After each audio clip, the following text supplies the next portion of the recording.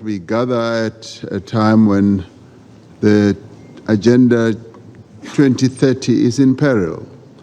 We gather at a moment when we need to address a number of challenges, and it is estimated that we need, from a financing point of view, to finance development, to close a financing gap of some $4 trillion annually if we are to meet the Sustainable Development Goals. Now, a succession of crises have exposed the fragility of our interconnected economies and also revealed deep inequities in our capacity and our ability to respond to these.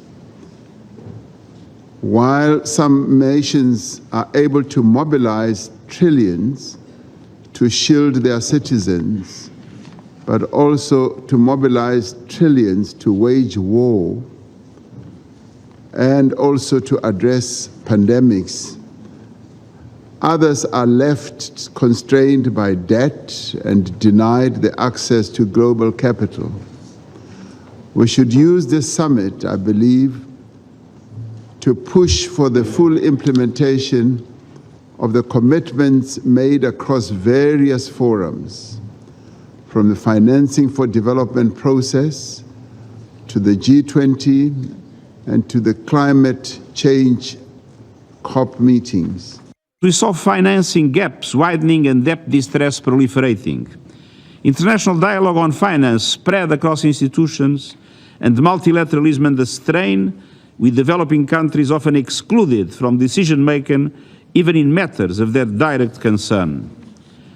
But we also heard the voices of people loud and clear, struggling to make ends meet, falling further behind, and wondering if leaders will act for them. This summit was envisioned as a space to help bring coherence, ambition, inclusivity, and action to the global financing conversation. What can countries do for their people? The short answer is get your house in best possible order.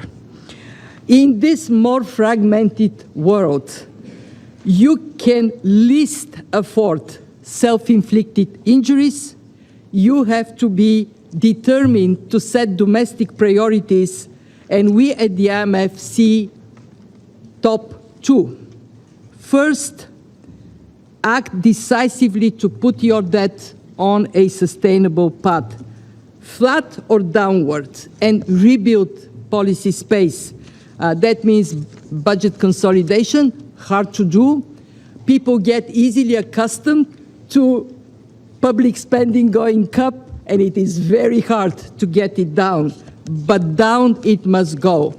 And also raise more revenues. There are still countries where tax to GDP is below 15%. Need not be this way.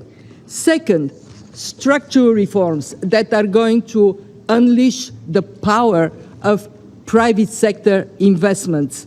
Where regulation is outdated, you don't need it, take it out. Where access to finance is constrained, make it easy. And think of property rights security, because then people have the confidence to invest.